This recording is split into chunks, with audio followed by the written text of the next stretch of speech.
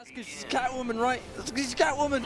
That's actually pretty incredible. Now it's going to be Nicky actually losing the first hit, that first bar going to Ivy. The matchup like this is going to be important. You know, Ivy really is one of those characters that has really fleshed out over the year, and this seems to be quite tricky now, but Catwoman still very stable. Has been nerfed quite a lot over the year, I'm going to say, but still very much a viable, competitive character. Now a couple of openings there came from Nicky, but Nicky didn't have the bar because he lost the first hit bonus. Couldn't confirm into Cat Dash and leaving damage on the table. Now here comes the zoning with the little minion. Poison Ivy's keep away has, I think, grown from strength to strength as the game has evolved, especially as she got a little bit of help herself. There's the 4-3 confirm off the spike. Do we get a knockdown? What's the mix-up? Backdash? Yeah, we just want the positioning. We don't even give her the corner space there. We want the full screen instead. Wonderful anti-air. Yeah, I love that anti-air though, because normally, you know, whenever Catwoman jumps to that kind of jump 2 range, that jump whip range, you really have to kind of respect it and just hold it. But Ivy, just so low to the ground, moving so far, does seem to have a better answer than most. Looks like Nicky bringing this back a little bit and almost pushing Slug towards the other corner on block almost at this point. It was so risky. Much constant corner carry. It was very risky for Slug to actually commit to that entire string because that neutral jump almost ate up. I think that down 2 might have been somewhat of a tech attempt, but no catch there. And a whip punish. Wonderful position for Nicky, having them in the corner as Catwoman. Her presence in the corner is really scary. Oh, there we go. Yeah, Nicky caught. I think he was just kind of walking forwards and backwards there, just trying to space out, perhaps even the drill, but it's just going to walk straight into the normal. The minion is summoned, and that's going to hit. Whenever you see that connect, I like that. I love the choice from Nicky though, just to go for the meter burn back 3, because well, if he's going to, if Slug is going to try and press a button following up for the minion, it might have caught him out, but wasn't able to. But Nicky's still able to get something to work here. Slug opting not to go for the wager. I think kind of not necessarily being greedy with the bar, but knowing that if we can get full screen games going, we can get the restand with the command grab, or no, the grab itself, I suppose is a better term. And yeah, we want to save it for the back 3s. All right. We'll see if he lives to regret not wagering a little bit earlier, though. Oh, yeah, that's a wonderful jump, too, from Nicky. Going to be getting him a full combo's worth of damage, keeping it unclashable. Does not want to give Slug the opportunity, because obviously Slug's got a lot of bar, and Nicky does not. So Nicky can avoid that clash as much as he can. Oh, and again, that neutral jump. Nicky has just cleaned up this game completely, but Slug manages to get out the corner, and there is the interactable. And, I mean, he was just standing on damage over time. I kind of think as soon as Slug got hit by the interactable, should have wagered the second he got touched. And then Nicky very intelligently going, well, I've done the bulk of the damage, and now I'm going to go unclashable back 3 into 4-3, and not even give it a chance. That's it, right? Nicky was doing unclashable damage for the entirety of that last game until that kind of very end. You think at that point maybe Slug was just expecting it all to be unclashable, but you always have to make sure, right? There's that combo, spending a bar to enhance. Going for a bit of a setup attempt here instead of getting damage, but does at least get the corner. I feel like Nicky was content with damage that it had already done. Would have been much happier keeping Slug near the corner. I mean, we've already seen how much of a pain in the neck that Ivy can be when she has that screen space to work with, especially against someone like Catwoman. No, Catwoman obviously has that jump 2 and the longer range, but still, being kept out is being kept out. And Poison Ivy can do that. Unfortunately, didn't really believe in the back 3, so when it connected, a little bit too slow on the reactions, couldn't get a full combo there.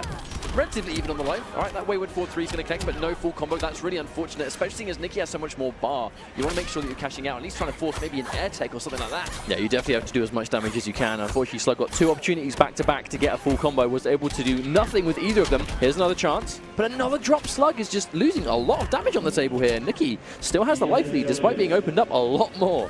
In this game, oh, wow! Okay, the whip's going to win in that exchange. I kind of thought that 4-3 would actually beat the whip trip, because she kind of leaps on the ground. I mean, normally like, when she leaves the ground, you'd expect it, yeah, but apparently not. Oh, there it is again. Slug now not in a good position, but unlike last time, he actually does not have the meter advantage. He spent the entire game last game with meter.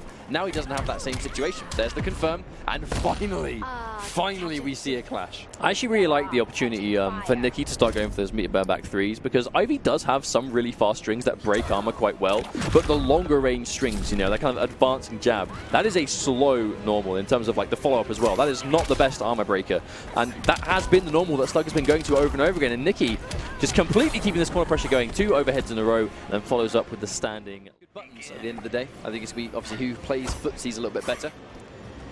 Speaking of which, really trying to sort of poke at each other, but I feel like Catwoman, she is going to have a little bit more range than Scarecrow. Obviously, she's not going to have the same element of plus frames if he gets that Fear Blast, but if he can prevent Slug from even building bar, then I don't think he has to worry about it at all. Immediate wake up, that's going to be a message. I'm not afraid to wake up, but there's the punish! 4-3, incredibly unsafe for Scarecrow because of the range. Well, you said before, right, normally Scarecrow is one of those footsie, just god characters of the normals, but Catwoman can contest. But even then, that raw 4-3, an easy punish for Catwoman, and Nicky with the knowledge, and that's a clean life bar. Nicky, I think at this point, it's safe to say this is going to be a wrap, unless Slug can make something work, but oh no, 4-2 into trait, and it's not something you want to do against Catwoman. Oh, but the second low connecting, but Slug isn't ready. I feel like he hasn't really believed in a couple of instances where he can get plus frames or full combos. He's not really ready for either option. Must just be convinced it's going to get blocked, but unfortunately, if you're not ready, you can get opened up. Cross-up connects, but a little bit too late on the button, so he's alive for now. But I feel like there's a lot of nerves coming out of Slug. That forward 2 into the trait, like there's no way that was intentional. Well, I feel like Slug is doing a lot of standing 2s, you know, in footsies. Oh, look at the damage! Oh, and he chases down the tech. That's some guaranteed damage, and Nicky losing 2 bars. That's a great opportunity for Slug. If he can take this first life bar without losing too much health himself, he will be able to be back in this one. Oh, but there's the jump from Nicky trying to catch up, but the jump 3 is going to work from Scarecrow instead. And the crouch under, and Slug is able to get the first life bar down. And now he has a lot of bar as well, and almost a full bar of Traumatize. I think this has gone from being a really bad situation to Slug to actually being a winnable situation. Oh, no whip punish! Yeah, Nicky with a little bit of a head shake before that round ended. He kind of went for the whip at a wrong height. Just getting full whip punish. Oh, wow, back 3 versus back 3, but no whip punish on the whip. Oh, no! Oh, not again. Fool me once, I suppose, make the same mistake twice. We finally see a clash. If he's going to win this clash, he has to spend all 3 bars. And when you're in this situation, 2-0 down, this is very scary. Well, that's going to be traded out. No reason for Nicky to let him get health back in that situation. But he is going to pop the trait. Yeah, if he has the distance free and there's no, you know, Scarecrow hasn't got a projectile. Surely not again! Oh my god, he did it again! I'm not sure why you'd go for it knowing it had been punished 2 times in a row. Fortunately, he's somewhat of a combo drop. Does not have to spend the bar, so he's not going to get the plus frames on the trait, but there we go. No punish. Was that a down 1 attempt? I'm not sure. We didn't quite get it. Unfortunately for Slug, I mean, yeah, just walking into the whip trip. I think Slug, he had some moments of greatness there, but...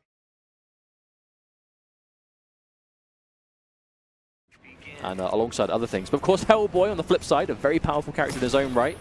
It is going to be Sundula's Red Hood versus PXG Rez's Hellboy. The thing about Rez using this character is that Red Hood has a really good sort of projectile game. He's got really good footsies, really good buttons, really good frames, really good damage. Good projectiles that are normally a headache, but against Hellboy, who's got that amazing leap, I don't think he's going to have as much of a good time. Yeah, I was going to say, normally, you know, kind of Red Hood having that full screen presence is normally something quite frustrating, unless you're someone like Hellboy that has just those amazing answers in the neutral. I think that instant jump might have been an instant air gunshot attempt. Oh, wow. Down 1 on the anti-air there. Meter burn, lethal lunge. Not what it used to be, but still a decent move. And also still safe. I think that's the big one. It's just an option to just occupy that neutral space, spend a bar to do so, but also be safe in the process. And Rez, a very strong life lead here. Lethal lunge, no punish on that.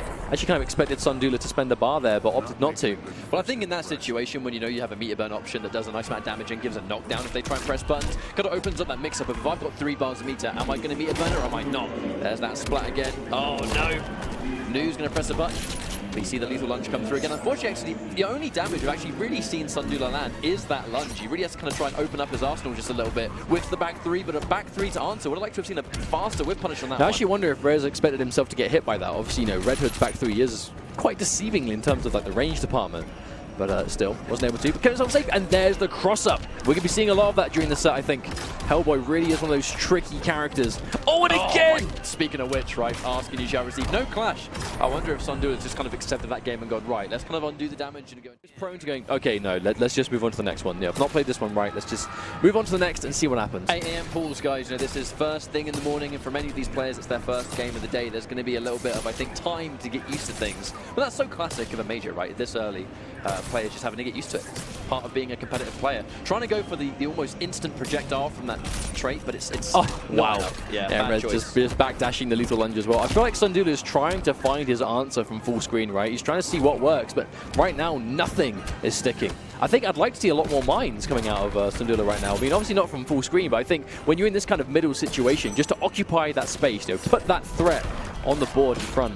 But not meant to be, as Rez is going to get another full screen amount of damage from the jump. I really think the mines would work at least to kind of create somewhat of a different full screen game, you know, so Hellboy can't just leap in willy-nilly, just kind of go for that close mine to make something for him to worry about. And if he expects you for going for mines, he's now going to start throwing projectiles. If he's going for projectiles, you now can start going in because you know he's not going to be flying around the screen all over the place. Oh wow, but no, gets caught pressing, but I don't think Rez was quite ready for that to connect. Float just in case he down 2 to back. Sundula without the reactionary down 2. Doesn't whip punish the interaction either. I feel like Sundula is just, he's not quite reacting to what Rez is doing, right? Rez is actually leaving himself open in a few opportunities to get some damage in, but Sundula is just not quite able to take it. I think he's just exercising caution above all else. Big damage. Get knocked down as well. Not sure what that was. Maybe that was a lethal lunge attempt that didn't work, but so much unclashable, and now he's armed. That's not even going to work.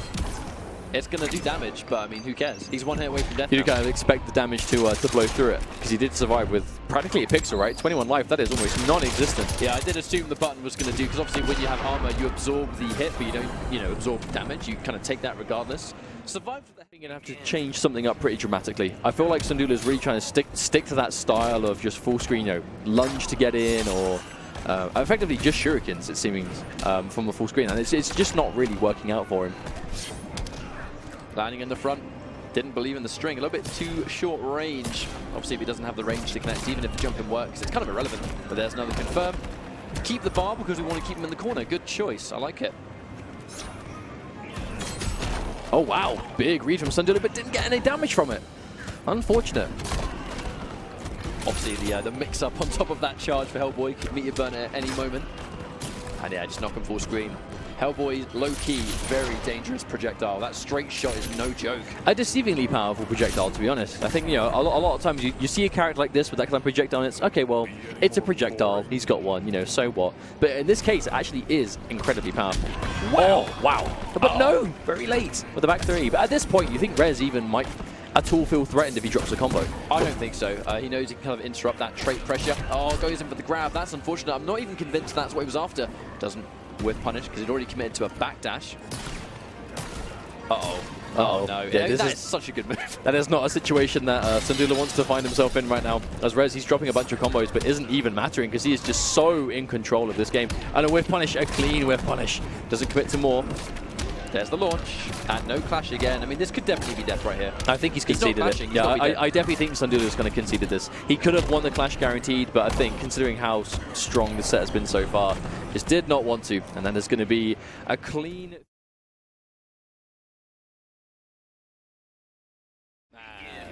Brainiac ship. An interesting stage. I actually think a really good stage for Ivy. Wow. Considering her kind of whole thing is full screen control and just being very oppressive. These, either side, these machines, either side of the screen, do a great deal for just. I mean, look at the lockdown, and this is free pressure. As long as that's on the floor, and now that this minion is out, look at all this. Now that's the thing about the way Big D plays Poison Ivy is that he's not always going to spend the bar on the meter burn spike because he's always going to be, in some cases, getting that trait out is the most important objective right here. So going for a small meterless combo for a little bit of damage, and then using the minus frames to, there you go, right there, summon the minion. Now he can start his pressure game. It's now going to be party time for Poison Ivy. There we go, another launch. And that was a hit confirm as well. He definitely saw that the meme was going to work. And the backdash, he tries to go for the forward three himself. A Big D, I mean, this is the way he plays, right? Just absolute, just patience. Unfortunately getting tagged by the max Canary cry. Navajo was able to do some damage, but still ended up losing the first life bar. Big D has a very strong understanding of how to approach Ivy. That really is the thing. Obviously goes in for the forward dash, tried to establish the presence. Now we're going to get a restand. Drops the final hit. That's really unfortunate because I think he knew he was either going to go for a knockdown or a restand there with the bar. Or I think Big D just trying to test the waters, that down one, not sure. Oh, tries to anti-air the Canary cry, but not able to. And that goes straight into a command grab. It's the minion also. Oh, look at this. Oh my god. Oh my god, just relentless, man. Absolutely relentless. No clash in sight. And dead. Wow. 100% dead. Wow. For that one as well. Big D unlocking the score on the PS4. What a good guy. What a nice guy Big D is. There's a launch again. We have to corner those, so we might get a little bit more presence. There's the restand. What comes next? Forward three. And he's just cashing out to knock down into the minion, most likely. Oh, the restand. Oh, the down one. He calls out the jump out attempt. Oh, misses the end though. And Navajo is going to wake up straight away with the punish. Gets the overhead, but not again. There's the launch. Knockdown into minion. No, we spend the bar because we want to take the round. Good call. Let's stop taking the round instead. Repositioning. He uses that string more than almost any Poison Ivy I've seen. It does give you a long time to see if you're going to do enough damage though, to be fair. Whether you need to extend the special or to, meter burn it or just leave it as is. Oh, tries to react with the Canary cry, but a little bit too late. I think Navajo, he had the right idea. Like, he was almost ready to react, but just a bit off time. Now, that's one thing I really like about the way Big D approaches this, is his understanding of just when the minion... Oh, my break was so sick. The understanding of when the minion's actually going to shoot. Actually getting the full combo, knowing that the minion was going to shoot at a certain time, it was going to get blocked, going for a forward three. Like, this is an absolute crazy display of how good Poison Ivy can be. But if you do know how to kind of mix things up point blank, you can get a lot of kind of staggered pressure, I think is the big thing with her when you get close. But obviously a lot of that relies on the trait, which you're not always going to have, but when you do, or you know how to play around not having it, like I said before, Big D's been playing this character for a long time. This is a lot of damage into a restand. There it is. Take that guarantee neutral jump. Oh, gets clipped by the low, and that's going to be a live bar. See you later, mate. A dominant match point for Big D, on the verge of getting a perfect. I mean, she does a lot of damage if you're in the corner, and Big D has had Navajo in the corner almost the entire time. And there's a punish, no hesitation. Ooh, back to back. No, he tried to go for something else there, but I don't think he's trying to style at this point, I will be honest. Oh, with punish. Poison Ivy's with punish ability is underratedly strong as well. Right, restand, forward 3, damage, unclashable back 3 into his zoning game. Great choice, because now this is a terrible situation to be in. Look at all of it. Guaranteed chip. Gotta hold this, mate. Wow. Oh wow, look at that. And if you've got the life lead, which Big D has almost a perfect in this game, there is almost nothing you can do about it, as Big D is able to... Well, here we go, into game number 1.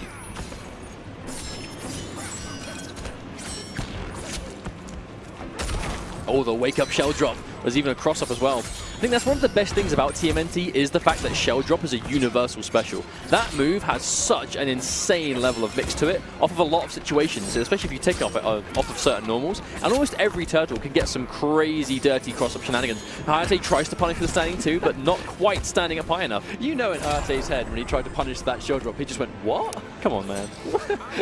Why'd that not work? Well, why'd that miss? Why'd that miss? The eternal low profile, but looking very, very solid for HoneyBee. Oh my god, I just talked about HoneyBee, so I'm confused with Hayatei. Oh my word. There we go. Plus frames. Wonderful block, but in the corner. Standing cross up. That's just really poetic justice when a Turtles player has to deal with that. So that's what a standing cross up feels like. Yeah. Eat that. That's what that feels like. I don't like it. I would like to go home, please. Oh, there it is. Nice whiff punish. Now Miles attempted to run in with the overhead, but Hayatei was already out of there. And there's the swift hit confirm, keeping it unclashable here. Oh, I actually quite like that 3-hit sequence just to get the chip damage. He's not going to be too worried now. Unfortunately, a combo drop means that Hayatei he really should have at least lost the round. But the combo drop is going to keep him alive. But he definitely prefers to be in your face. And if he can do that without being punished, then you know he's just going to run away with the game. Now, I've seen a character change here to Atom, going significantly higher in the tier list in the blink of an eye. Does not check the overhead, so unfortunately gets hit right there. No confirm from Hayatei, but he's still got him near the corner. That's really going to be the goal here, I think. Atom very slippery. One of the hardest characters in the game to actually keep in the corner, I think. Little hitbox is going to matter. Forward 3. Full combo Hayatei with the damage. Optimization. Spending a second bar just to keep Miles in the corner and still ending in a knockdown. The knowledge coming out from Hayatei as Miles is back to the wall again, and now no interactable. I think that random gear he's been given is the least looking Robin I've ever seen. It's a very vanilla Robin, It doesn't look like Robin at all. Atom, on the other hand, I mean, I think every gear Atom has makes him look like Atom. Oh, here we go. Oh, no! Worst time in the world to mistime your combo right there. Atom completely vulnerable when he reappears. That's why the highest tier Atom players, they will kind of specifically time. That forward 3 is very, very tight. Yeah, Hayatei, he tried it again. Yeah, he practices that combo consistently off stream. All right, there's a launch. Well, because it's clearly something that is really important to Robin to be able to do. Oh, there it is. A stagger into the grab. Hayatei, that is a clean game. Hayatei just absolutely dominant in these early change, it seems. Lots of concentration. Hayatei knows how important this tournament's going to be for him. Even this early on, you can't mess around. You can't have, and it sounds silly, but you can't have too much fun. You got to understand that you're here for a strong reason. That reason is to qualify for the IPS World Finals at the end of this year. EVO could be a one-way ticket to that. But that's the thing, right? Yeah, I mean, I know that there's a huge amount of spectacle to it. You know, it is EVO, it is the World Championships. It is something that, as a spectator, everyone wants to be here, watch all the games. But if you're playing, it's EVO. You know, that is, you have to take this 1000% seriously. And Hayatei not pulling any of his punches right now, as he has a commanding life lead over Miles. But Miles starting to bring it back somewhat, but no. The Assassin Strike is going to take that first life bar anyway. Now match point to Hayatei. But when Hayatei's being as oppressive as he's being, and like super, super hyper rushdown focused, if you do knock him down, he's very disrespectful early on. Until you've shown him that you will challenge his wake up, you will make the reads, you will make the baits. He's basically going to immediately try and steal that momentum. You know, in many ways, I feel like Hayatei can sometimes be a turn stealer, where he's so aggressive, when you feel like it's your turn to press a button, he'll still challenge. I mean, if you get hit, it's over. Robin's a good character for that, but it's also a great style for Hayatei. There's the block on the overhead, but Miles getting chased down to confirm, but Hayatei didn't have the bar fixed in. And there is the meatbag back 3 from Miles, but he drops the combo. That could have been the first bar gone for Hayatei, but no, he's going to get a delayed throw instead. But Miles, look at the life he doesn't have. This is going to be tough. Burns his trait just to get rid of that last little hit, but it's going to take a while before he's got that back. And Hayatei, he's not wasting any time. He's going straight in. Oh, that was sick. That was such a clean confirm.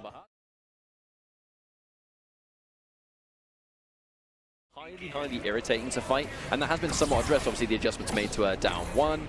It's going to be USA versus Chile right now. Black Rebel versus Tweedy. Tweedy could very well be a top 8 contender, could very well be top 3 if he plays the way we know he can. Dr. Fate versus Supergirl. I definitely don't think that it's a matchup that she would do horrendously bad at, but Tweedy, lots of knowledge. Very dry gameplay, and he's not afraid to go for it. There's the conversion. Damage into knockdown. Clean corner combo coming out from Tweedy, but the wake up from Black Rebel wanting to immediately steal the momentum back. Oh, wow, no, catches Tweedy trying to move out of the way, I think. All right, there's the full combo. Give us a couple of reps. Oh, okay, we want the setup. Oh, that was cute. That was cute for Black Rebel. There's the trait coming out from Tweedy already. All right, there's the breath. Oh, it takes the meter burn, but builds bar for days. That's a 4-3. No air tech from Tweedy, going to concede the round and keep the all-important bar. Oh, no, Black Rebel dropped the combo at the end there. I think even that surprised Tweedy, because there was no wake-up. Yeah, he was so weak there, you'd almost go, why not? Yeah, I don't think Tweedy was quite expecting that. But there's the buffer into the bounce cancel. I love it from Tweedy. Huge amount of damage coming through into full screen. Chip damage, trade. That is why there was no air tech, and he saved the meter for the next round. That is the exact reason. But that's even the smart stuff, right? You know, we actually don't see too many buffers nowadays, but Tweedy's still ready. I love these preemptive normals from Tweedy, just trying to anticipate Black Rebel's way in, but there we go. I actually wonder if the Black Rebel last minute kind of swapped his inputs around. Yeah, I do think that was an input reversal right there. The instant air forward dash, right as he pressed the button, he got a different move, which normally means the air dash kind of mixed things up some. Okay, now we can see Black Rebel. He can contest with the projectiles if he's going for trades, but as long as he's got trait to do so, when he's out of trait, it's going to be party time for Tweedy. But now it's dangerous because he spent a lot of bar. The trait has been used along with the clash. This is actually Rebel's game to win right here. Yeah, but there it is again. Okay. Now, I was used on Whiff Punish, so we'll see. I actually love that. That's 2 buffers back-to-back from Tweedy now on that forward 2. He's doing it at ranges that Black Rebel is likely to press something. So if it's going to connect, it's going to be a hit for sure. Now here's the orb. Watch out for that forward 3. Respects the frames, but takes the forward 2 by itself. Full combo. No, drops the jump in. That could be punishing right there. Tweedy immediately back into the fight because of 1 combo drop from Rebel, who now has to maintain his cool. But look at the chip. No, the read. No way. Saved it for the... You know, how that match came down to it. I think it was really important for Rebel to be able to take that hit because he had the game guaranteed. He just dropped a combo. And if he'd lost the game on that combo drop, you know that would have been something that would have been sticking with him for this game too going into it. But Tweedy making the change to Starfire really is one of the players that has put this character on the map. Probably the #1 Starfire player in terms of just showing what this character can do. Tweedy is by far the premier Starfire player. Like, results definitely speak for themselves in that regard, but Black Rebel a little bit more on the back foot because there's a lot more, I think, full screen mid presence from Starfire because that character power. You can't just kind of crouch your way in because you will take chip for days. And there's that reversal, instantly using the environment interaction. Wow! Okay. Yeah, Tweedy was trying to bait something there. There's the hair. Wake up. Takes the minus spray from the charge. Same flicks up again, yeah. Probably expecting maybe a level 1. Not expecting Tweedy to pull the trigger on that meter burn. Tamaranian charge has to be one of the best moves in the game. Absolutely, but Black Rebel now, you see Tweedy, he's content playing that full screen game. He does not want to go anywhere near Rebel if he can help it. There's the whiff punish. Meager damage, but it's definitely something. Oh, interesting answer from Tweedy there. Wake up, uppercut, we don't care here. And there's the read, expecting a grab again, so the neutral jump comes through. Unfortunately, that was an expensive grab to take the risk on, because now he's going to lose clash. He's going to get some health back, but I feel like he wants to maintain as much But that's the word, right? Possible. Risk, you know, that the meter burn charge, it is safe, but it's not, you know, it's not minus to the point that you can never press anything. And then that's where we see situations like that, you know. Tweedy got hit by a throw last time, now he just neutral jumps. And that's a full jump in as well. And Starfire's jumping damage is deceivingly high. Oh yeah, That jump 3 with the range, a unique jump 3 as well. Starfire, the ability to actually kind of choose the trajectory of her jump in normal. You can make it larger, you can make it shorter, you can change the angle. Down back 3 connects into the trait to cash out the damage, and Black Rebel definitely likely to lose this game. We're going to be at 1-1. Adaptations going to have to be made against Starfire right here. I mean, the problem he's got is this actually isn't a safe amount of health to sit on at all. And again, yeah, Tweedy, fool me once, not twice, as scouts out the teleport. But even things like Atlantis, right? You know, these are now 2 power characters. So not going to be too helpful. Her wake-up game is really, really strong with Starfire. And she's one of those characters that it can kind of in itself be a mix-up of what wake-up comes. There's going to be down back 3, is it going to be the hair flip, is it going to be Tamarine in charge? You're going to have to make a hard read depending on one of those 3 options. You can be wrong and get punished. Orbit's going to catch him, but not quite confirming. I don't think Rebel was ready, but enforcing the mix-up straight away. You see the damage on this is not the highest, but it's definitely going to give Rebel the life lead. But Tweedy ready already. I'm not convinced that teleport was intentional. Either that or it was a hard read. No, almost certainly just a read. I think he really wants to keep Tweedy kind of really guessing on block, even if it's something that's unsafe, right? As long as Tweedy is being careful. And there's the back down 2, yeah, expecting a neutral jump against the down 2 challenge, but it's going to be Tweedy making somewhat better reads. There's the cross-up. Okay, knockdown. Damage, yeah, we keep the damage. Sending to full screen also, Tweedy.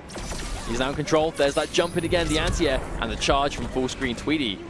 Showing this, I think the sheer amount of control that Starfire has really is one of her absolute strongest parts of her game plan. There's very little parts on the screen that she can't do something, right? She has options almost anywhere. And these trades are going to be somewhat advantageous for Black Rebel, so long as he can keep Tweedy's back near the corner. The back 2. But even that recovered in time, right? Like, that was a hard read on Rebel to dash straight through. It paid off, believe it recovered in time. That was insane. It does. Actually, is this even do enough to take the life bar? Should do. Oh, it will, definitely. Bam! All right. Much more even in this. And he has given Tweedy the full screen, though. I almost would have liked to have seen him go for a forward 3 instead. Uh-oh, as now look what's happening. And there's the block again, Tweedy. I think Rebel, it definitely had the right idea with the teleports against Dr. Fate, but Starfire's projectiles, they just recover so much faster. But I think that's actually why we saw the change to Starfire come through. You know, he knows that the risk of the teleport is so much smaller. He can win those trades from full screen because they both recover quickly as well. And she has an air dash. She's one of those characters that kind of still has the air presence, just like Supergirl. And it's a chip damage. This is where things get really dangerous. Yeah, he's making all the right reads. Tweedy's so well known as being a keep-away player. You know, possessed Kenshi in Mortal Kombat, Dr. Fate, Superman, Starfire. He likes his dry characters. Because it's a style that really fits him, you know. And this is the style that, as soon as you start to get frustrated by it, that's when you're going to lose. But there's the mix-ups enforced, spends a bar, but there's the immediate clash from Tweedy. This is almost going to be an unwinnable situation. Rebel has chip damage level territory health left, and it's Starfire. There is very little you can do to survive, as Tweedy is going to be taking. The way Tweedy approaches this game, it is almost impossible. You need to make sure you get a good start, and if you don't, he's just going to run away with that. Going in for the raw forward 2, maybe expecting, obviously, it can be a mix-up between the forward 2-3, I believe, or the grab on the end. Oh, neutral jump, okay, full combo. Here comes the Frost Breath, with the uppercut for the meat again. I like it. There's the knockdown on the back 1-2-3. Whipping the wake up. Big read on that wake up from Tweedy there. I think Very disrespectful wake up. He may have expected Rebel to kind of go in for one of those instant air dashes that he has had a tendency to do. Another wake up. Tweedy showing very little respect to Rebel right now. The thing is, Rebel's dropping a lot of his combos, so Tweedy, you know, I think he can almost like this disrespectful wake up game, but he knows he has no meter to armored back 3, so who cares? Oh my god, plus frames. Fought his way back out to the corner. Here comes the chip. Interruption, but the full combo. You can still combo off the clusters if it trades. Oh wow, and just like that, Tweedy has just completely clawed this game back. Honestly, God, it is just going back to that mix-up. You know, it is the mix-up of which wake-up am I going to go for? But he's enforcing it. Like he's sticking to that game plan, because over and over again, Rebel is now, whenever he gets a knockdown on Tweedy, which is not too often, you see he has to back up. He has to make that read, because Tweedy is sticking to it. What wake-up am I going to go to? Match point for Tweedy. He gets the grab, which is going to reverse position now. I don't really think Tweedy's going to go in. He's not going to establish corner pressure because he just wants the full screen. He wants to win the full screen neutral game. Wow, no back 1, full combo. Just catches it by itself. Challenges it again. Saw signs of that in game number 1. Tweedy not learning his lesson. Yeah, Tweedy disrespected before, but he's going to do so again. But that really is the way Tweedy wants to play. He wants to just deny you of your options. It's why Starfire is such a good character for him, you know. It really is one of those, they go together like chalk and cheese. So much chip. Wonderful news for Tweedy. Meter game. 3 damage. Black Rebel forced the back foot, cannot get clipped by those traits, and now he's doing a couple of bad jumps. It was such an advantageous situation. The clutch meter burn roll, he needs so much more. The trait. But he's Tweedy, he doesn't have a clash. This actually isn't impossible for Black Rebel. The delay. Tweedy, he's being careful now. This is the point that Tweedy is not going to be taking those risks. Tries to down 2 again, but Tweedy, the patience. He's going to get the punish or the whiff. And again, the neutral. No. I'm not sure what that was about, but he's going to win this only if he spends 2 bars. He has no choice. I mean, surely you do spend, at least 1. Oh, he spends them both. Obviously, Supergirl without bar means that she can't really do any damage, but it is good to keep him back in the line. Wow, just gets hit for the 2-3-3. I'm not sure what that wake-up was about. A little bit too risque. Okay, there's chip damage coming through. Blackie does have a bar. Can he get the opportunity, though? See the patience from Tweedy. Tweedy knows he has the lead to work with. Oh, but so much damage coming through. I actually, dare I say it, thought that the second he blocked that while playing Catwoman and doing very well in the tournament. And this year, she's going to do the same thing, only now it's going to be Starfire. A very good character for someone like her to play. I think it really does emphasize Catwoman, Starfire. I think it's worked well for her.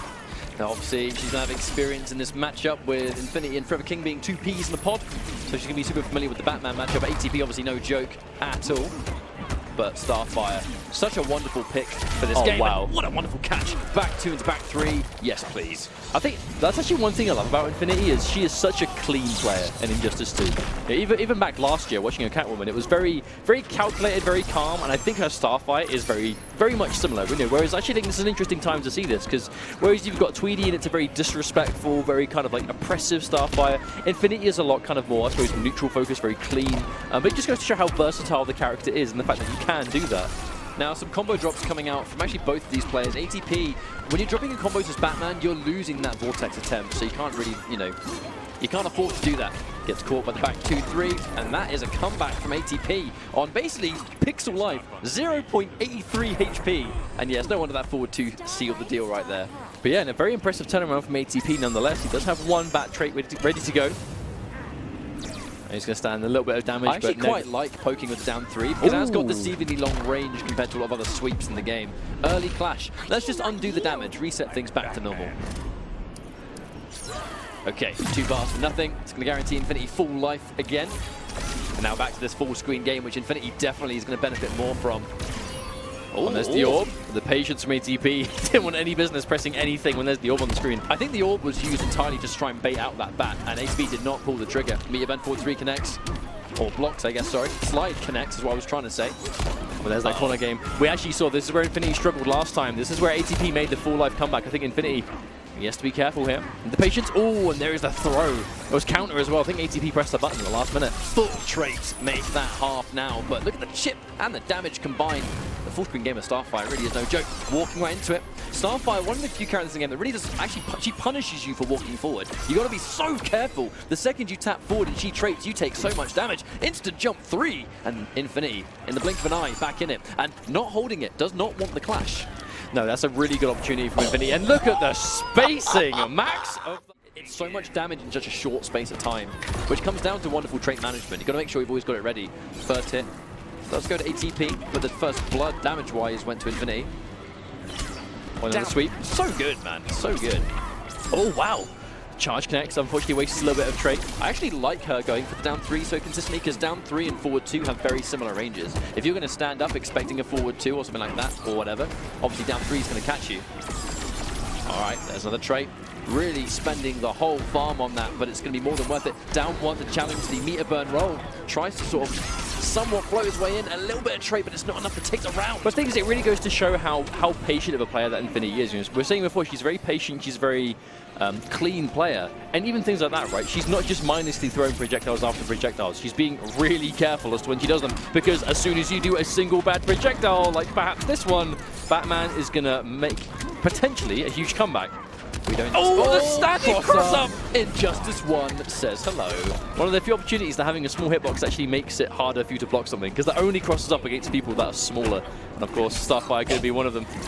Yeah. Oh, no life left. Wake up Batarang toss. It's going to work out, but almost another comeback situation. I think ATP almost got a full life bar off that too. Just goes to show how dangerous Batman can be. You know, Starfire, she is oppressive. She is a very dangerous character, but if her back's to the wall and you're Batman, Look how much damage that did.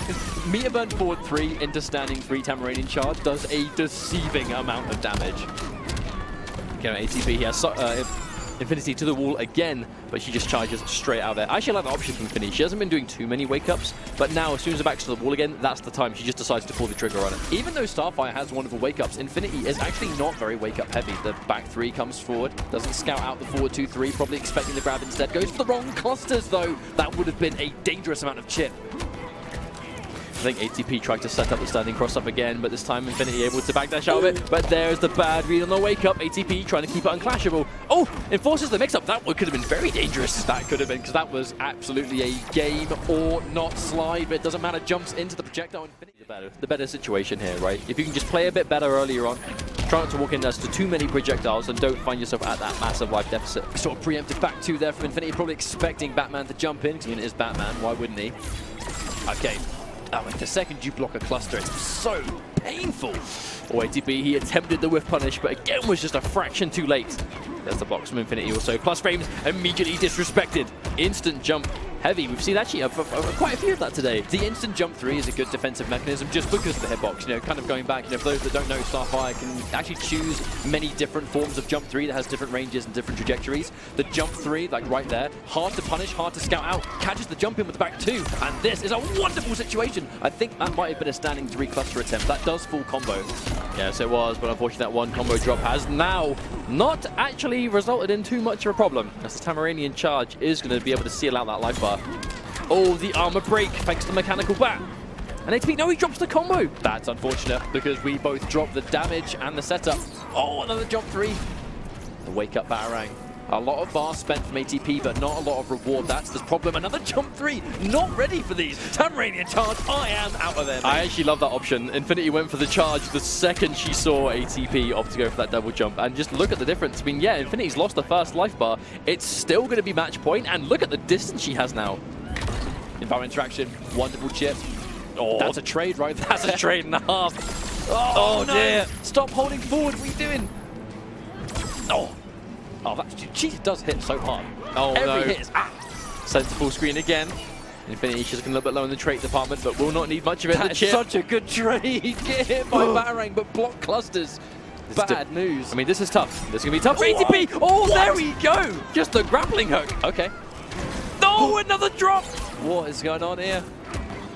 The blocks staggered into the grab. All right, this might be the opening. This could be the catalyst right here. He has got one back now. Good patience. Really has to wait out that trait, let it all go. Doesn't pull the trigger on the clusters. That could have been game over. But she's got trait, but no bar. Oh, tries to go for it again. Oh, it's the jump light. All right. Oh, no, the grapple didn't connect, but she's still blocking Infinitii. She's being very patient here. Oh, 4, 2, 3. What a display from Infinitii.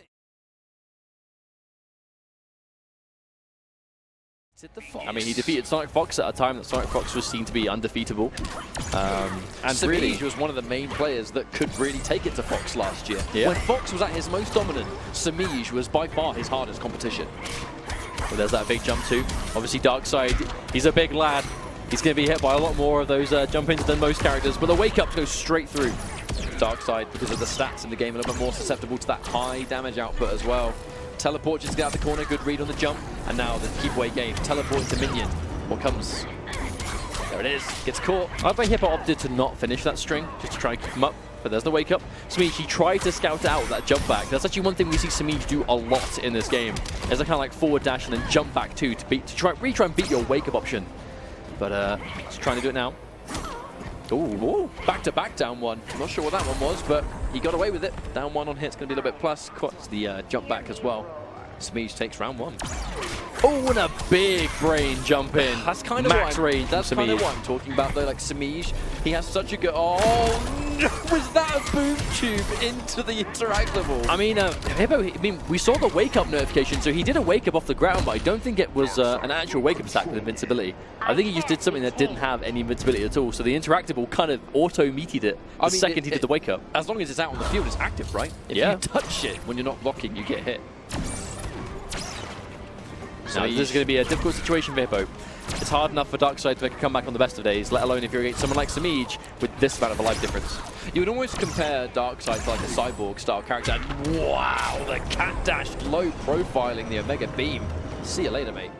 Darkseid, he's such a projectile, such a special move heavy character that he kind of has to do them. But in a lot of situations where he has to go for an Omega Beam, obviously he's now got to watch out about being jumped in on, which really shuts down that option, and to me, just really enforcing that already. Double up option right there, both getting rid of the interactable and using it for meaty pressure. Here comes Catwoman, corner damage, and no joke whatsoever. 4-3, and we're going to finish the play. Darkseid barely alive, and there's the armor breaking again. The wake up meter burn 4-3 doesn't work out, and now he's one bar shorter as well.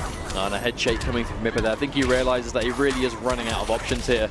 His back's against the wall. Semiij, that jump back again. I actually wonder what Hippo's trying to do. Perhaps a meter burn back 3 attempt? Whatever he's trying to do, it's definitely not coming out. And I think this might be a sign of just being massively overwhelmed. Here comes the pressure. Neutral jump in the neutral jump, making that wake-up knee whip. Right, we have to make this count. We need to get pressure here. But watch out for interactable, and there it is again. I think at this point, maybe just like change these interactables also. He's just not finding himself in a situation that he is actually using them. So just at least taking them away from Semiij might do something. I'm not sure I like the fact that we've gone straight into restart match. I think Semiij is definitely feeling the highest amount of momentum here, especially after how dominant the second game was. I think Hippo really should have taken some time out just to take it away from Semiij, make him rethink again. Oh, and again, God. The second Hippo goes to the interactable Semiij. I don't even think that was a reaction. I think that was just a call out. Like, you're standing next to it, you're going to use it, here is my cat dash. And that's exactly what happened, and that's exactly what he got. Semiij on match point already, looking to steamroll his way 3-0 through the set so far. Oh, and the punish on the other side. Semiij ready for everything. But Hippo has been very, very wake-up heavy, but he's not been wake-up heavy with the knee, even though the knee is by far his... You were saying? Forget that. I don't know what you're talking about. I didn't say anything. Oh, Semiij just getting cute. Tries to go for the evade on the jump in. Oh, jump one, super, super active. Can't whip punish the down two. Okay, drop again. Uh-oh, full combo. Not allowing him to clash. Good choice from Semiij. A launch again, but that was so weird. This is a very awkward end of the game for Hippo. It feels like he got a lot of opportunities to deal damage, but it was just... Players don't use them, some players do. A lot of players do. But of course, that's going to be... Oh, hang on, we're going into this next game straight away, I believe. No messing around. We waste no time. Gross.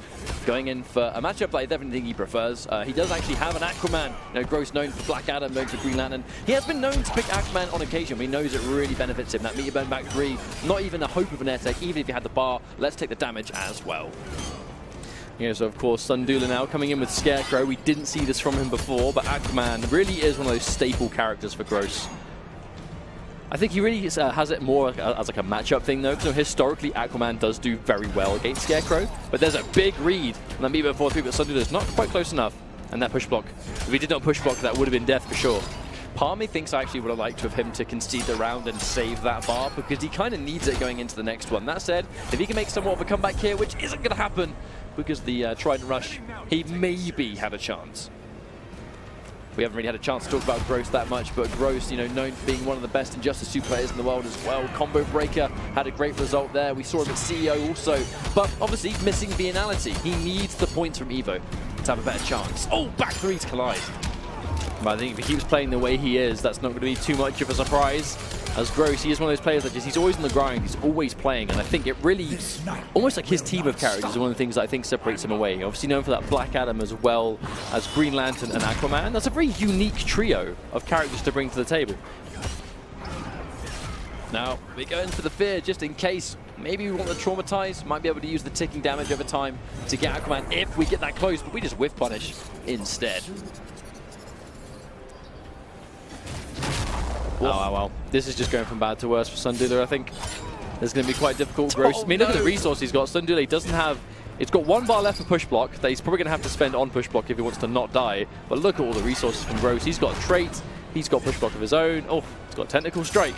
Confident that from that range, I think he can get away with doing technical strike. No whiff punish coming out from Dula. Or actually just a straight up punish if it was blocks. Back-to-back, back 3s just in case. Meter burn, but no bar to push block.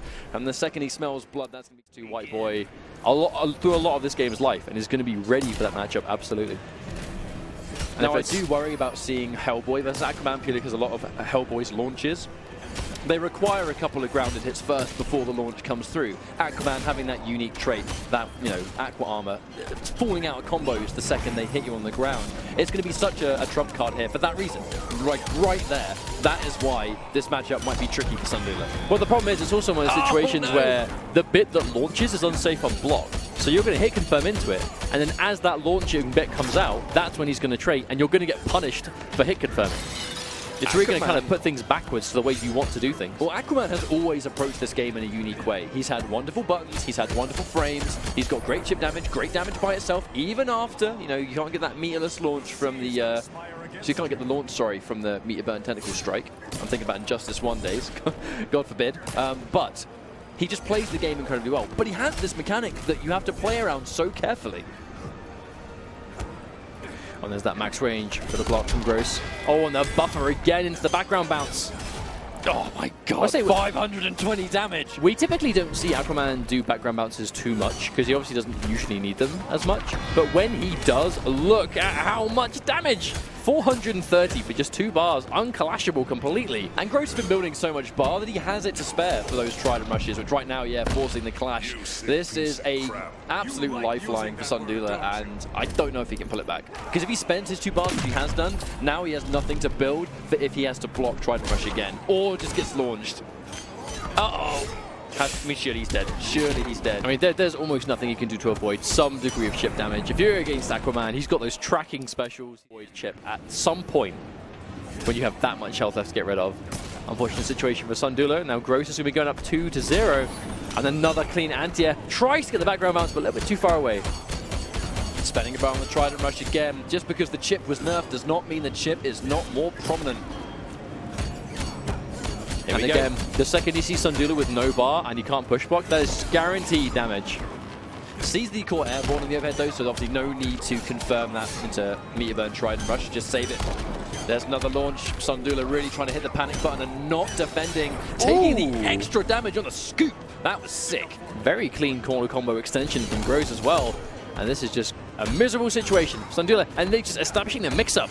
Second hit being overhead, staggering it into the standing low instead. And the second Gross connects that overhead and he hits trident rush, he knows on block he'll meter burn it for damage, and on hit he'll just leave it. Just save the, you know, save the meter for later. We've already done similar damage. So this is some clean play from Gross right now. Really impressive stuff. Oh no! God, that sounded great in my ear holes. He just completely chewed up the trait, and Sundula, I mean, what can he do? This is a repeat situation. The only thing that's different is Gross doesn't have a lot of bar, but he's going to build it quick. And now the second he opens him up, he's got trait. Oh, the anti. Okay, that was a really, really good clash, and it's the only chance he had. Otherwise, he was out of there. Okay, 3-0, of course. We're going to get a little bit of life back, but even with this life, a comeback is so near impossible against the likes of Gross. Using his only bar remaining on the push block. This is a difficult position, and there's that back one. Clean, opens him up, easy money, and Gross. So good. Look at his spiky gloves. Anyway, Biohazard versus Infinitii. A matchup Biohazard's familiar with. Obviously, he himself has a phenomenal Starfire. Tries to punish the elbow drop. Back-to-back armor on the cooldown, so a little bit more extreme chip being taken, and there's the grab. This could be a great matchup for Infinitii, though. I think she's going to be comfortable. That's what I'm saying, though. A huge part of Starfire is her armor breaking specials. The backdash gets out in the armor at any moment. To sit there and wait. No punish on the uppercut. That's costly. Very important knowledge for Biohazard. And there it is. The armor break comes through. Oh, and there it is. The uppercut just to plow straight through the cop car. Now, the one thing about fighting Bane, obviously, is going to be making sure you're always ready. You have to be ready. The second he does something on block that you can punish, and it's not a matter of does the armor back-to-back or not, you've got to take it. You have to take it on the silver plate that has been presented to you. Well, the thing is, like, when you block something from Bane that's punishable, you had to make the read in the first place. Because it's not a simple case of, I'm blocking, he's going to do this. And there it is. Only one node of Venom. Only one stack. Oh, the plus range. He kept more armor! No meter. No, he's another bar. That could have been it, but not quite. All right, chip. Infinitii actually could still win this with the meter that she's got. Very risky going in, taking the cooldown. I mean, he hasn't got armor, so Now he does. He's now waiting for his opportunity, and their opportunity was presented. I actually like that from Biohazard. The second we heard to make, I think, because even when she put herself in that situation, yes, she got wonderful amounts of chip damage, but I think Biohazard was actually happy to take that chip, knowing that all he had to do was get one more armored move off. And with Bane, it's a mix-up between uppercut, command grab, you know, elbow drop. You had to make such a hard call there, and it was almost a 1 in 3. You were either right, or 2/3 of the time you were wrong. Oh, tries to body splash a cop car. Unfortunately, does not win. All right, knockdown, repositioning. Back to the corner again. Overhead comes out. A little bit timid, doesn't want to press buttons on that. Back to back, armor comes out for another time. Watch out, was it counter poke? No. Understanding she's going to be respecting, but the interrupt. She does manage to get the down one to interrupt anyway, but it was back-to-back down ones. I don't think Infinitii was quite ready for it to actually interrupt. But now Biohazard, the biggest thing here is he's managed to use up level 3 debuff time and not take a huge amount of damage in the process. Oh Wow. my goodness! That was so sick. Have you ever seen a trash can do that? Man picked up a trash can and dodged almost an undodgeable projectile with it. Man found a way. Biohazard is just he has all of the answers in every situation. But that's when you are a real character specialist like Biohazard with Bane. He knows the right option for the right time. But that had nothing to do with Bane. He just picked up a bin. That was the stage. Well, he knows Starfire as well. He kind of knows the timing on the orb. He's familiar with both these characters. The meaty jump in 3. We have actually seen that body splash already beat Wake Up Tamaranian charge. That's going to be some knowledge from Bio. Infinitii, one more opening could be it with this amount of venom that we have left. All right, have to take the punish. Have to win the round on this. Uh-oh, no one's able to get quiet enough. There's the Wake Up. Dole tries to tick, but Infinitii with a down 1. The interruption. Now we've got to be careful. That venom was almost back. He tried to down to it. He tried to uppercut. He made the read, but it was a bit late. Infinitii taking the life bar. Now she's got to be careful for venom. Oh, so you were saying 2-0 for Biohazard, but it feels like in both these games, Infinitii, apparently not. I don't think it's a character thing. I think her Starfire could totally, you know, I definitely see her Starfire being able to win this set. She's making good decisions right there now, knowing that you at least go for the forward 2. The forward 2 will punish the overhead. Let's just take that for what it is. She just needs to make some bad decisions, and it looks like in this first game she's doing somewhat of a good job, but as I say that, Bane gets in, and Bane's going to do what he wants. I think the issue she's going to have here, though, is back to the wall, but there's a really nice Wake Up. Oh, the damage. Raging charge is so insane damage-wise. With punish on the Meatman, 4-3. Take the damage on the Tamaranian charge. It's just a deceiving amount of damage from that. It is so good. But again, Bio, he's buffering that little down 1 into whatever he can. But he opted not to spend the trait there to finish off. A risky decision, but definitely paid off. Interrupting the gap with the armor. There is some definite matchup knowledge here. Goes in for the far clusters. Potentially could have been an input error. Wow, Wake Up trait. Oh! Now Bio did take the damage from that, but obviously not a great trade for Infinitii. Now she loses that first life bar, and Bio is put to match point already. It's insane how consistently Bio just makes the right choices when he's in venom. Because if you do the wrong thing on block, you can get punished for a lot of this. You can get whiff punished for a lot of this. I mean, Bane, he's a frustrating character to fight against, but to be the Bane player, you have to really, really know how to read your opponent and what they're going to try and do. Oh my god! What was that? Armor meets armor, which meets armor again. Biohazard back in it. The comeback factor of this character is insane! Oh no! My goodness! She's dead! She is dead! God. She is dead and then some. My lord. Biohazard. Oh my god! I mean... Up his performance of EVO last year. Tough act to follow with that grand finals, but I mean, we might see if it's possible. Okay, yeah, taking the plus frames on the forward 3 into grab, immediate knowledge. But that's the thing, doing that kind of thing immediately, like that's actually quite a big message to send from Big D. Oh, when punish on the standing 2. No buttons here, good sir. Meter burn, restand. Let's go. Oh, that's actually a pretty tight link as well to go for that, but challenging 3 down 1s? What? HoneyBee just I just think he wanted nothing to do with it. I want out of this! I think it was just mainly just trying to get the minion off, because as soon as Poison Ivy takes a hit, the minion disappears. I think that was absolutely HoneyBee's priority there. Okay. Big D in a great position. Oh, the double overhead! Normally it's HoneyBee that does that. Must say HoneyBee get a taste of his own medicine. How's it feel, bro? Okay. Oh, spinning the bar. Oh, he tries to down to it, the HoneyBee. That was could have been a costly combo drop. The link into basically trait summon into that standing button. It's tough. It's tight. It's tight. I will say that immediately, Big D actually anticipated HoneyBee going for down ones again, and he walked back and whiff punished it. Big D is already looking to play at that next level. He's a if he very can. smart player. Big D is a very smart player. Here come the clusters. Take the chip.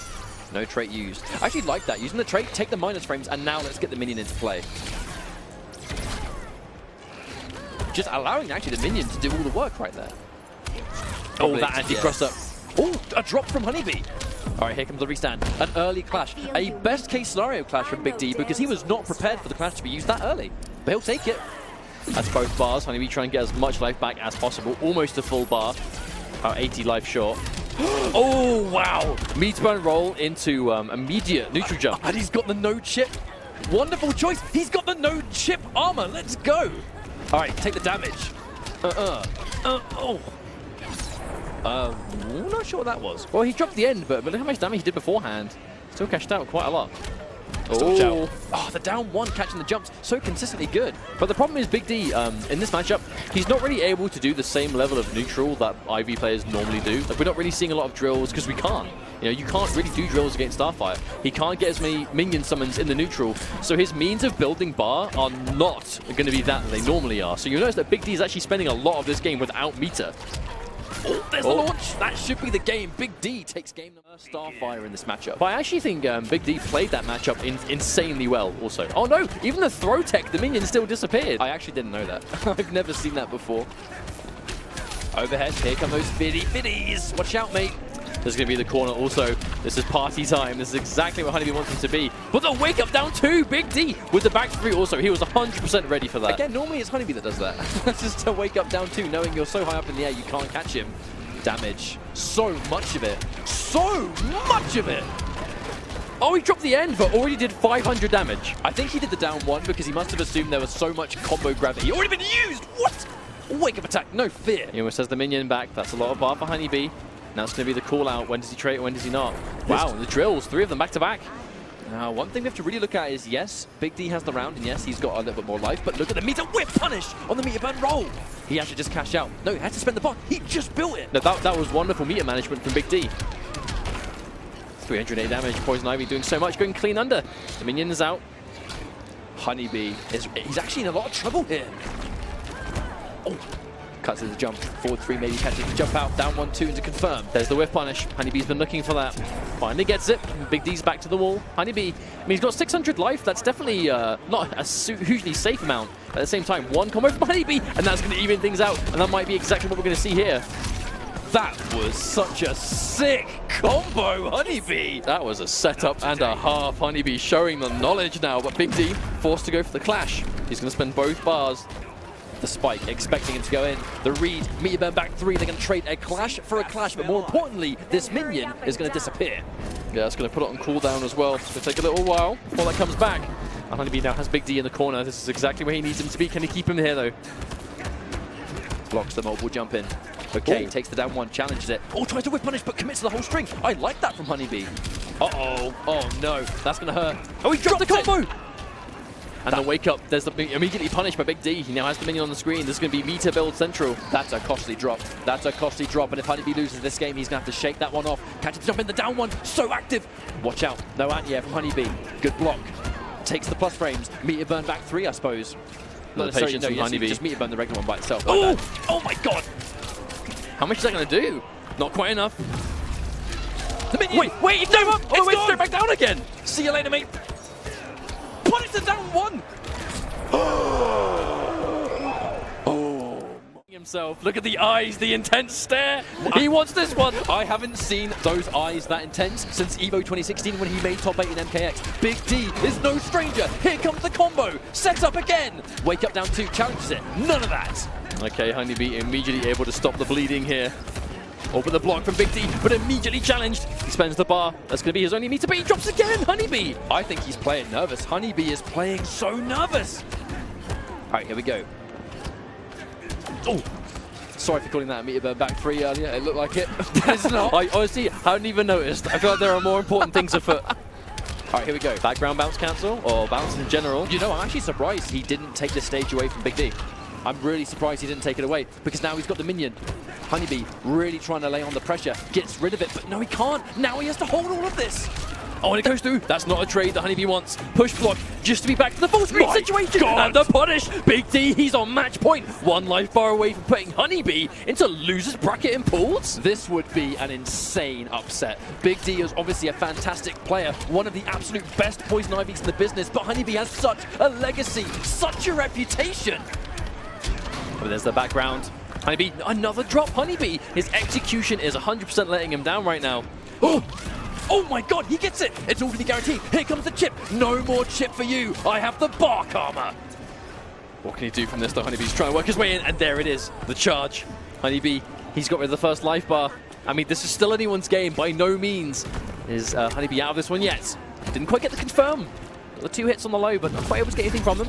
Oh, Big D, he tries to push back, but another drop HoneyBee. And you thought down 2 was slow before, Ivy. How about in the Speed Force, the 100 frame down 2? Yeah, I'm not quite sure if that's the right option from Big D, and that's going to be an overhead. You said before, this is the rush down. This is what the Flash is known for.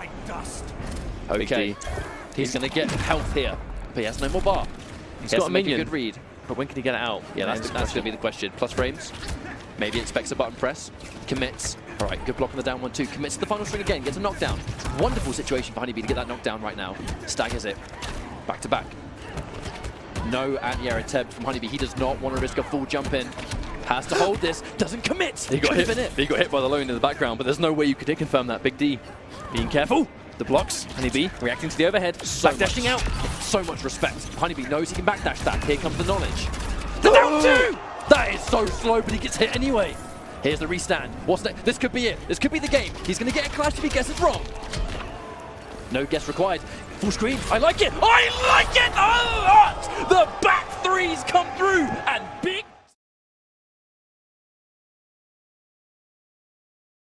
Florida, as it is Noobe going up against Wasminator, hailing all the way from Australia. Absolutely, and it's going to be Catwoman versus Hellboy from Noobe. A little bit of a change. You know, we haven't really seen him too often of late, but played a lot of cheater early on. Good to see him back in the action here. And Waz, someone who we relatively know for Mortal Kombat X, coming just for Injustice 2 and showing us what he's all about, as this is still on the winner's side of the bracket. All right, in the forward 3 raw, great blocks there from Waz, looking for the patience now. Anti-air, Catwoman down to one of the better ones in the game, but when you have an air dash and crazy wild air normals, Hellboy just kind of doing his thing. The Catwoman, a very high space control character, but who can control the air the way Hellboy does? Absolutely, this man's going to be leaping for glory the entire match. And Waz here, drawing first blood on the first bar of health. He's maintained control, hasn't fallen for all the leap shenanigans, especially in the corner. Looks like he has the answer with the universal down 2, and that is a clutch block right there. You rarely see a Hellboy let it rip on the low and let it low get blocked. And gets the conversion there off the air attack, 408 damage, and this time Waz, instead of trying to play the grounded anti-air game, meets Noobe in the sky as he gets the splat on the knockdown. More pressure, baiting out the wake up. And don't worry, guys, we'll get right to it. I'm the only Floridian who's actually from Canada, as we'll get that flag straight, you know, with Noobe there. Honorary member Meter burning the bear trap, and watch your toes. Ooh. Air escaping out of the unclashable damage there that would have put him on life alert. Hold on, back 3 going over. Neat Catwoman there, and Noobe with that matrix of a whiff is able to take that bar out. Wasminator definitely just pressed down for a moment and ducked right under the back 3 raw. The beauties of the small hurt box that is a part of Selena Kyle, as Raz is in control here. Taking it down one by one. Noobe got the flame trade up, trying to do more damage, but what's damage when you can't get the hit? This how you ask me? A couple of times now, that jump 2 beating out Hellboy in the air. Looks like Noobe might have to try to find a different approach forward in this matchup. Looks like Waz is ready, he's 1 hit away and got lucky that the 3 whipped on that string, but he's going to get full comboed here. All right, and the meterless variant, I like it. Baits out the wake up, not quite there for the punish, but again, Waz with access to the clash had some damage to Noobe, if you guys don't know, an OG of the scene, and one of the swole gods. Absolute monster of a man. This is a big man that we're talking about. Wasminator, a collection of Australian toothpicks and skin, trying to use his gaming prowess to show the strength that he's had. He's been working and grinding, you know, from the land down under. And, you know, interestingly enough, on the other side of this bracket is Nubcakes. So the test is not over for either one of these gentlemen. Nubcakes coming high, fresh off of that win in the NA Online West competition, carrying that momentum here to Evo as the point spread gets ever so dramatic. as we boil down Season 2, only 3 events to go. And that was scary. He won that without almost dropping a single game, that IPS Online West. He's coming in here hot, locked and loaded, but right now the story is these two, and what an air-to-air from Noobe, jumping with a rare, what is that, instant jump 3? He saw it coming, and for whatever reason, Waz just not ready at the helm. Oh, and Meter Burn rolls out, doesn't want anything to do with this armor. And Noobe even being a little cautious. Yeah, that was really smart by Waz. It also got him out of what could have been a potential corner carry. Getting hit by 1-4-2. And here we go, Noobe coming off of the resources, getting the damage. Look at that little hitbox as he's able to reestablish dominance here in this matchup and find footing in this match. Here we go, Noobe starting to get crazy, and this is where the unpredictability of Hellboy comes into play. You can see the real adaptation coming in from Waz now. Look, Noobe was controlling all of the air control space with the stuff like that, and instead of going for grounded anti-air options, Waz started jumping. Noobe has now played the anti-air game consecutively for like the last 40-50 seconds. Gunshots, air-to-airs, leaps, straight meter burn back 3s, or grounded down 2s, whatever works in his favor, as he has got Waz to play the game he wants to, and it's working in his favor. Yeah, you see that Waz even now is staying grounded, and Noobe's just able to play his game a little bit more. Look for the anti there, but that jump one is so good. You saw the animation on the down 2 startup. He was probably looking for the air grab and pressed the button just a bit too early. A second opportunity here for Waz, and here comes the armor. Noobe should just force his way in at this point. Yeah, chip damage territory, and what is Catwoman going to do but block this? Oh, got the trade. If that would have hit, if he would have hit a wind literally out of his chest, it looked let's see how much the psychology actually affects as Noobe ties it up at 1 game apiece. There's the forward 2, catching him such a massive advancing normal. You know, a huge both vertical and horizontal hitbox there for Hellboy. Definitely one of the best, you know, weapons in his arsenal. And so tricky there, you know, sometimes you see Noobe commit off that jump too, because sometimes it'll hit, sometimes it'll whiff. So he's actually had to play a guessing game on the cross-up attempts with those leaps as well. But another air-to-air by Waz. We're going right to the corner and beating up the wake-up with the down 1. Absolutely stuffed. Excellent meeting timing there from Waz, and didn't go for the anti there, being a little more reserved, understanding that he has the life lead, he doesn't have to force any situations, but instead, meter burn roll. Maybe he was looking to escape from the other side, but a great continuation on the combo here from Noobe. Doesn't quite get it all, but is able to keep the corner positioning. And yeah, that was such a good on-the-fly conversion to get the air throw back into the corner. That is not going to connect here. Maybe a little bit too close to the corner for that shoulder to get the anti-air. Another air-to-air for Waz. That's really been the story of his momentum, is getting the air-to-airs, because when he stayed grounded and Noobe's able to play his game, he's never run away with it. Good Lord. Lunging low from full screen away. Hellboy, enough plus frames here, and Noobe's going to spin the second bar to guarantee chip damage death.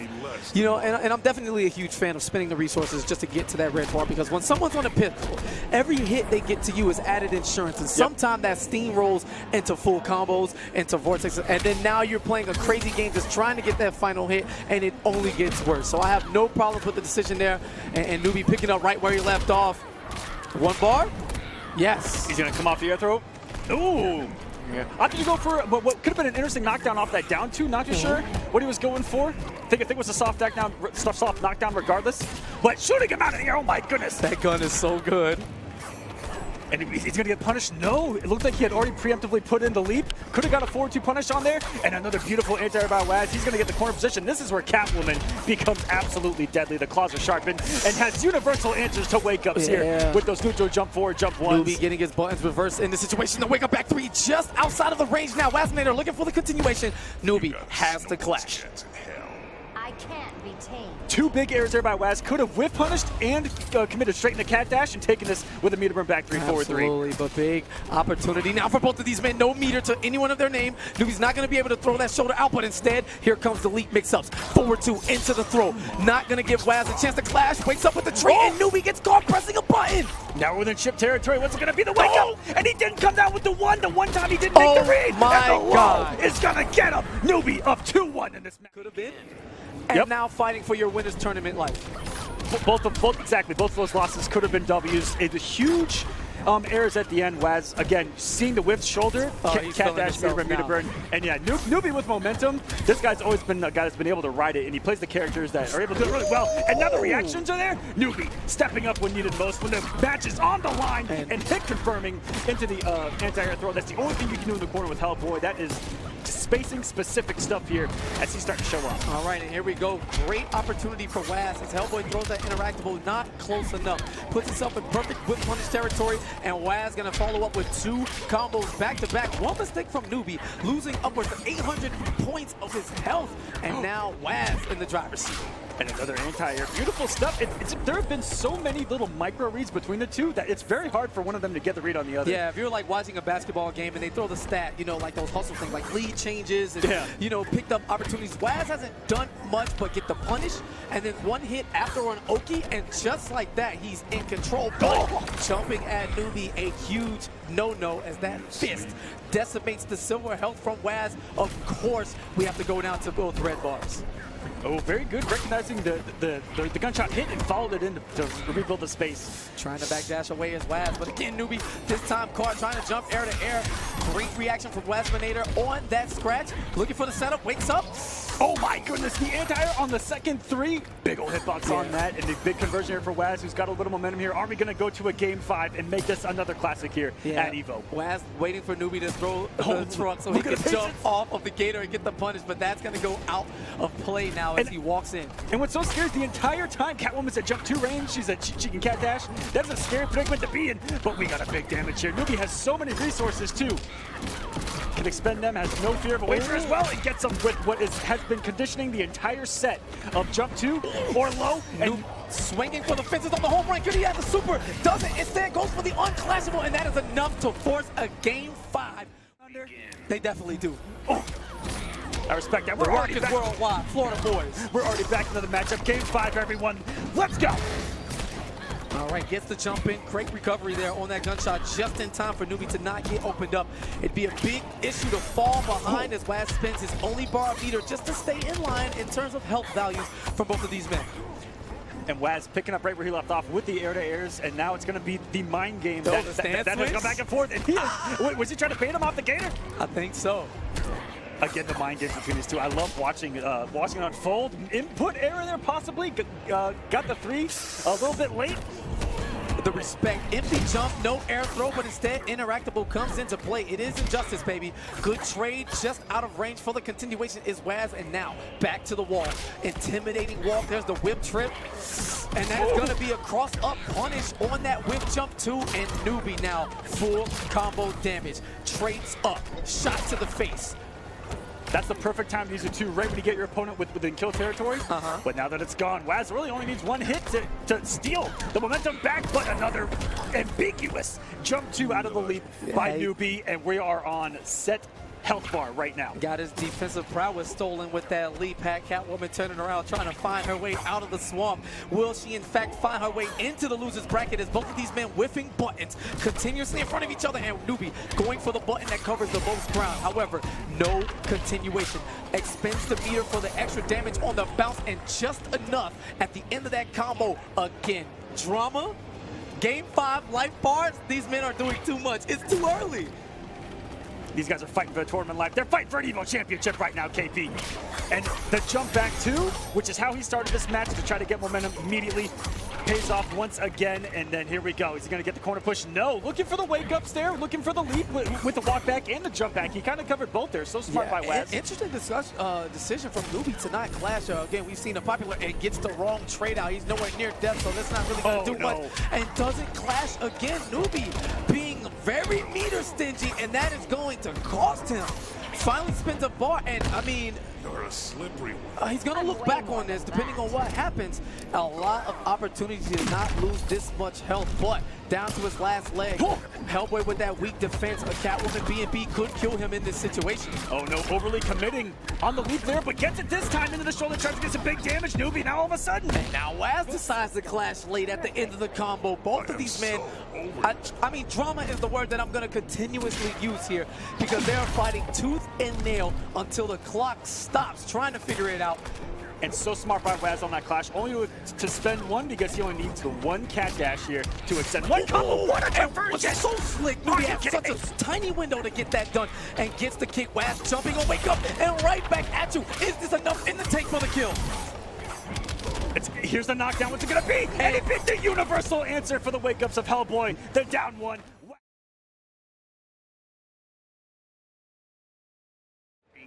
All right, so Grodd definitely anger, you know, the society, trying to figure things out as hell. Oh my goodness. The whiff punish. Oakies in, whiffs the combo early going, open up, back 1-3, that sliding leg, such a great normal. And Mass not committing to the combo. Early jitters from both of these men.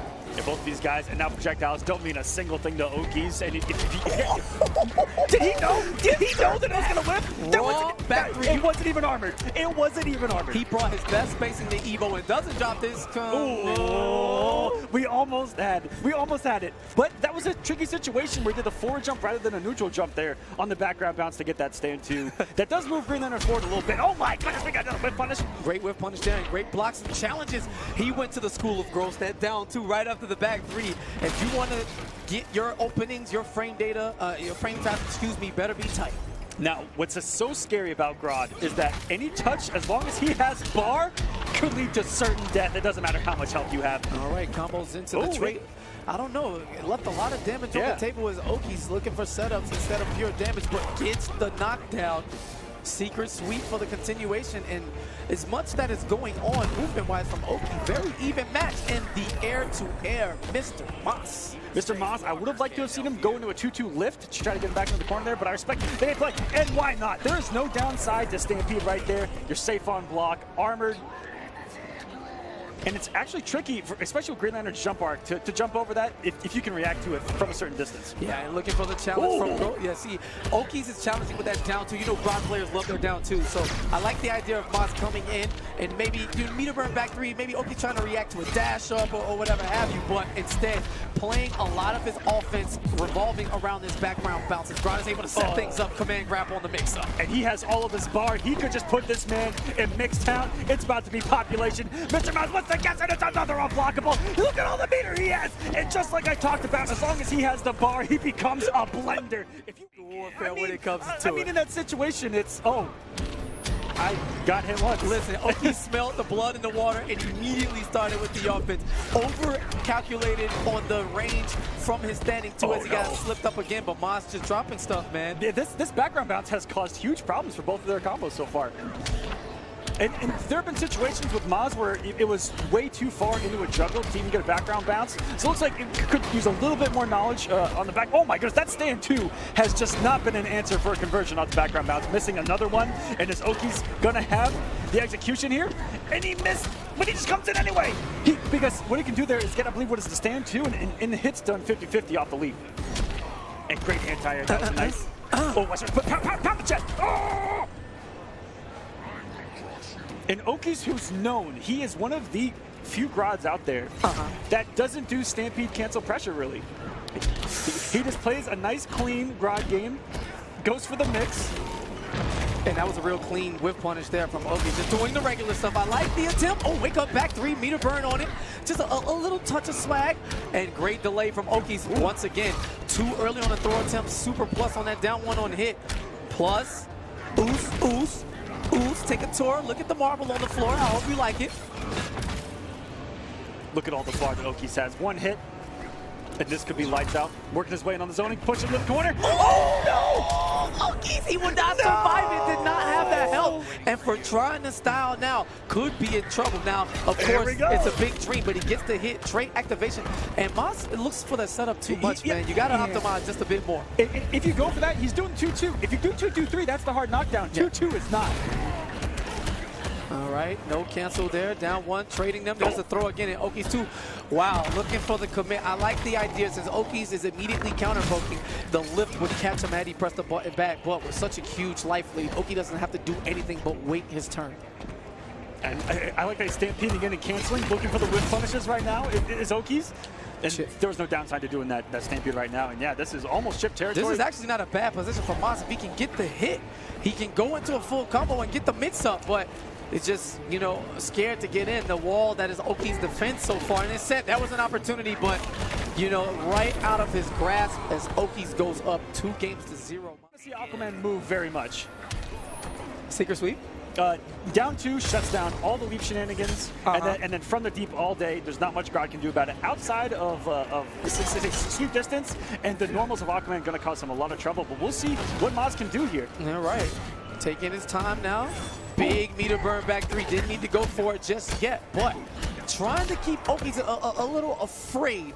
I like the interruption there, using that down one, trying to get in between any potential cancels and not trusting Oakiess' execution. But once you get the combo going, will we see the Water of Life to save him? Oh no, you have to expect right there. You're about to eat a mix-up into what's going to be the rest of your health bar. Boy, you need a Water of Life right now, otherwise it's lights out. It is curtains right now, and Aquaman not getting wet as he should, as Gorilla Grodd having his way, just ragdolling this man all across the playground.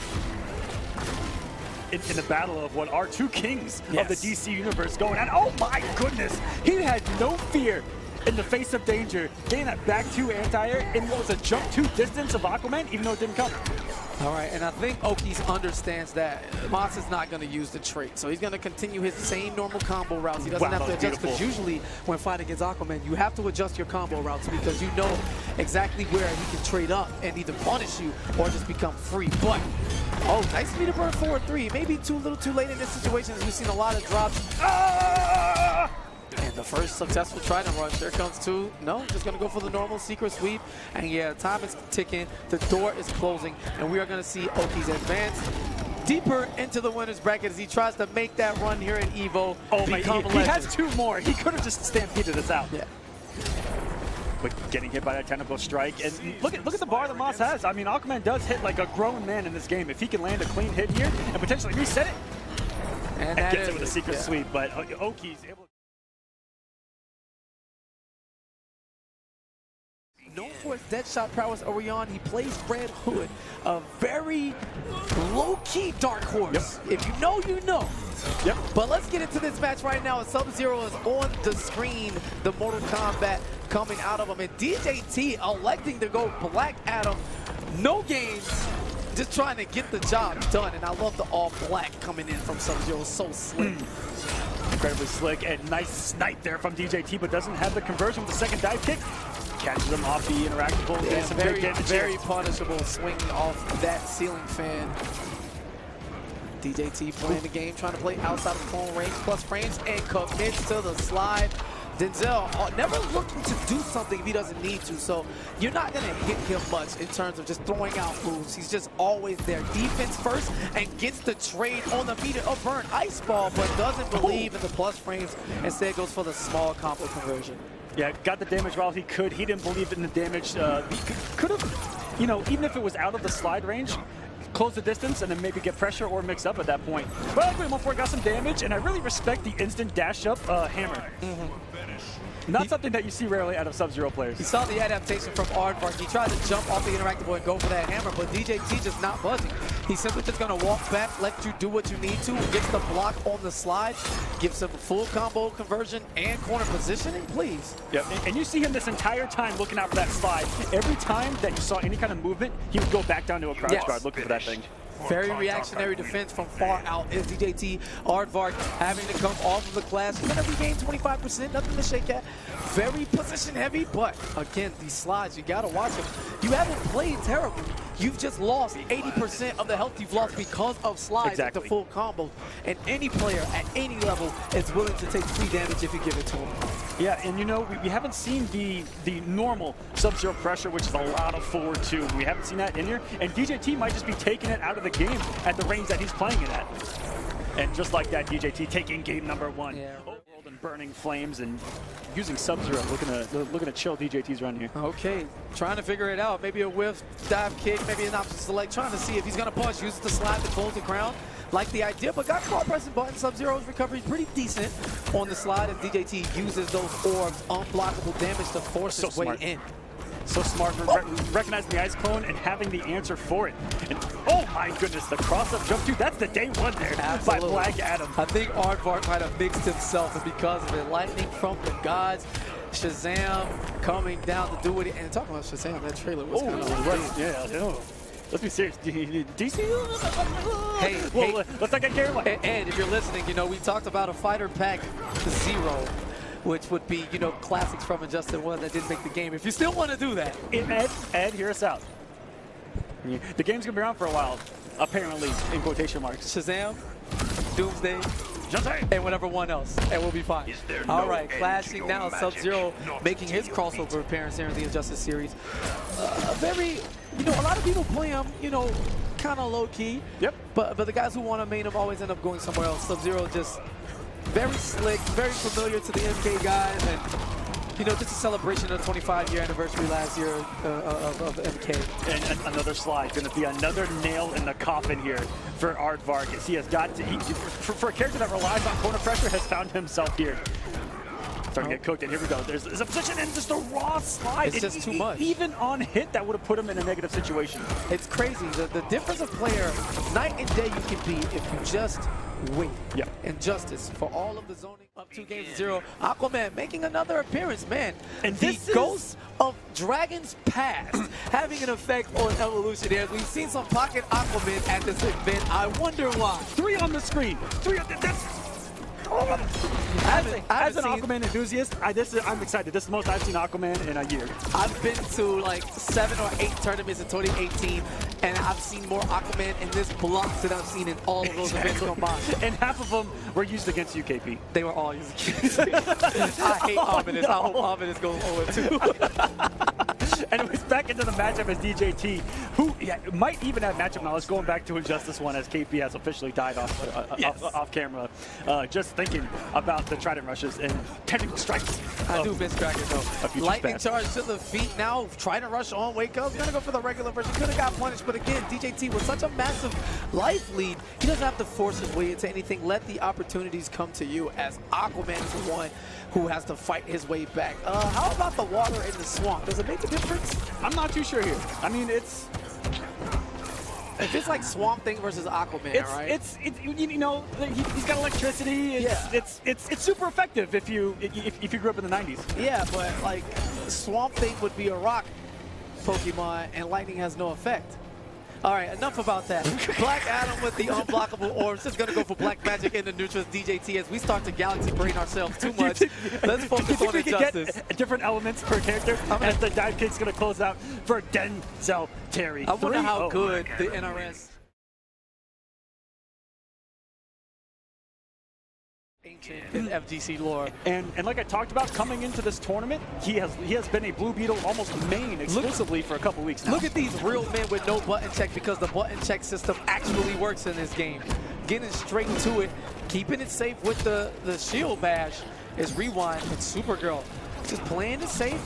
And I've already seen this from Voodoomadman. Oh my goodness. Okay, Rewind. Whoa, chill. No. That was just disgusting. That not only was that, you know, execution, knowledge, just everything built into one. And Rewind already showing it. Same side. Pretty disgusting mix-up now. And a couple stabs, and the Scarab showing what it can do. Big-time damage off of that bounce cancel in the corner. And that was just beautiful play by Rewind, start to end. Really good wake-up by Voodoo. You see most Blue Beetle players, I don't know if you knows that or not, but off of that 2-1, 1+3, they usually go for that ambiguous jump 3 in the corner. So really smart for him to call that out immediately with the DP. And he's got to do something here because Rewind is in full control. Making that tree his home. There's an air-to-air jump 3. He's going to get the float cancel combos. Leaderless damage. 300 plus. Great when you can get that with any character. And the mix-up triple overhead into Clash because Voodoomadman has realized that the offense is just as potent as the execution, jumping around the tree like a maniac. Rewind taking it to him. What's so scary about them using the, and he's one of the few that does it, Deoxys doesn't even utilize the EX Blast too much in the corner, is that it takes away gaps. And so if you're looking for him, especially off the first jump 3, it can really catch you off guard. And like you mentioned, overhead, when that low stab can come at any time as a mix-up, very scary situation that Blue Beetle puts you in off every jump in. All right, oh my other goodness. side doesn't quite commit all the way a little late on the, he's going to release that, get whiff punish. Yeah, this is going to be it. He's going to go to the restand. Oh, coming off the bar, going to get a back 3. This might have the damage on it. Oh, it definitely has the damage. Didn't go for the optimal stuff. Little but too much of a juggle there. Yeah, jump 3, you want to get the dash up after. It's very hard to guess right. So he can cancel the jump 3, you know, in the flight cancel, jump 3, and then 50-50 off of that jump 3 with back 2 or low stab. He can come at you with the jump 3, come in and throw. He can come into jump 3, cancel that, go for the cross-up jump 2. He can come with the jump 3, low stab. He can do 14 million things off of it. This is Blue Beetle's options defined by Mr. Aquaman. You are now listening to side A of that tape that goes on for an hour. Yeah, I didn't even get to the one that he just used on screen because I don't feel like telling you the ball. Very popular thing, hoard the meter and save it. How about you just push block the initial jump 3, all right? So you don't want to deal with it. Just push block the first jump 3 and you're good to go. All right, as the teleport comes in but recovers in time, it's Rewind going for the optimal stuff. Gonna throw him back towards the corner. 453 damage there. Bounce cancel, very popular option, and finally attacks the gap in the back 1-2 string is rewind. And yeah, it is what it is. This one is free. Gonna get the punch on the down two. No, not the range. Gets it with the 4-2 this time, and nice getting the big mirrorless damage. Going for what could have been a cross-up off that knockdown, but getting up quickly enough here is Voodoo. Gonna get some kind of damage here. Take a little bit of momentum looking for it. What? Oh my God, what? Stop it. What do you mean? He didn't even win apart. No big deal. And we're already right back into it. Voodoo not gonna think. He's just gonna put it on pure reactions at this point. Has a good positioning here if he can get a hit on rewind right under the corner, and the jump two hitting behind Blue Beetle. And there's the mix-up, and he's going with those triple overhits quite an awful lot. We haven't even seen jump in low stab yet. I wonder if we're going to see if the conditioning's paid off. He's going to do that eventually in the set, but it looks like he doesn't even need to, as the mix is working perfectly fine right now. The jump three hitting absolutely everywhere. Voodoomadman has no answers to what's going on. It's just, it's rough. And when you don't know, or you're either just anxious to press a button, definitely never works out in your favor, especially with Blue Beetle. Keeps it plus, and there's the down two challenge, double down two for extra scaling. And hold on, rewind getting opened up. And once again, the down two. I respect the effort by Voodoo just to, down two? just to not eat all of this oppressive offense. It's never good enough, is it? By rewind, and you did finally see the jump in low stab there at the end, which even works as an anti-air. Or sorry, on hit. And that's what's great about Blue Beetle when he jumps at you and it's ambiguous. Yeah. He doesn't have to guess. He can actually self-OS himself with the anti-air stab and the low stab. Oh, wow. Both coming out off jump three, cross up or not cross up, hit or block on both. That down two from Blue Beetle, one of the more satisfying normals in the game, man. Only 6 frames, and when you hit, it's just, like, get off. And we definitely, you know, anyone who plays Blue Beetle, Bane, all whatever, you're definitely. It's a cool thing, though. The DC Universe so variant in terms of fan base and who people enjoy. And Jonnitti early drop. He just came off the Soul Calibur station and was putting in some 6Ms or something in there. All right, and DuelistD trying to jump a lot. Not quite the best idea, missing his buttons. And it is time to get opened up. Back into the Molten Trap. There's the overhead splat from Nicky. Wake up for the wall. All right. Sweet. Disrespecting the plus frames too there was Jonnitti. Oh, and sit down! 5 frames to the 5 fingers and 5 frames to the face. He actually could have utilized. Okay, so there in that situation, guys watching from home, if you get them with that Molten Trap, at least close out with a special move. That way you can build a little bit of bar. Just a little bit of advice, friendly advice. I think DuelistD has an idea of what he wants to do, but he can't quite put it together. Not quite believing in himself. Jumping here and there, crossing over. Looking very lost. Back 1-2, but there's the interactable. Let's get rid of that so Firestorm can't swing around it like a maniac. Ooh. And commits. Somebody call a truant, officer. Think the radiation's getting to you. Yeah, right. And Hal, trying his best to be clever. He's definitely the ultimate dad joke guy. He's like Robin, but an adult. Yeah. Like, he tries to be so serious all the time, and we just don't believe him. He just never grew up. And we're going Blue. This is a mix-up on top of a mix-up with a mix-up afterwards. And for dessert, a mix-up. And your life bar just got cooked. $3.99. You know, at the activation of that level 3, we've seen Firestorm snatch the soul and shake the pride of so many men and women playing this game as Jonnitti, you know, able to safely get that Molten Trap out. He knows he's in control. There's the punish, easy reactions. Would you say #1 comeback factor in the game right now? Absolutely. Currently in the meta? I don't even think about that. Oh! Might have been. There are some anti-air walls where you can get the conversion afterwards. That may have been one, but I'm not too sure if Duelist has that in his buttons just yet. And Jonnitti should be able to close it out with raw damage. And once again, another opportunity for Jonnitti to close that out with a Trailblazer to build a little bit of bar. Yeah, the Firestorm player is so good at that. Like, making a read for when your opponent's finally about to take that inch forward and trapping you down with that fire foot. You know, it's especially in a matchup where you have to go to him. It's the worst feeling when you come off of it from back to forward in a millisecond and you're done. You're cut just like that. All right, here's the extendo back 3 going for the range, and there's going to be no clash this time. Not going to let him. Double back 3, chip damage territory and whatnot. We'll spark up just for the sake of it. You know. Yeah, Duelist dying with all of his resources too, which is a nasty way to go in this game. Now Duelist is just trying to get as offensive as humanly possible here. And the down one beating out the back one there, having that extended range, that Firestorm down one, so sneaky. All right, doing good in terms of blocking is Duelist, but he's just opening himself up to all of these straight hits by, you know, whipping these drone numbers so early or panicking and pressing buttons when he's up close. Just hasn't figured it out, but I'm sure, you know, with enough time in the lab and getting a better understanding of how Green Lantern works, he can definitely figure it out. Yeah, and both of these guys not getting optimal punishes either on their opportunities right there. Jonnitti blocking the lift, only going for the sweep. Could have cost him a little bit of health there, but looking still good in this matchup as Duelist has been sitting on a full stick of butter, I think, this entire set. Yeah, absolutely. There's the back 1-2, back 1-3 lift now, and a full combo coming in from Duelist here. Okay, finally gets it cooking. And wake up, because why not? I don't think Diddy's been knocked down from a full combo the entire set. And here comes the level 3. Aquaman, is it time to die? No. Oh my. He doesn't even want him to clash it. Sweep. And he actually beat out that wall to close out the last health bar with that back one, so he's definitely looking for the specific timing on that wake up backdash. And the whip punish right now, DuelistD showing shades of, you know, advancing as a player at the end. A little preemptive on the jump three, I like the idea. But if it was later, I mean, he actually may have recovered in time, but because it was early.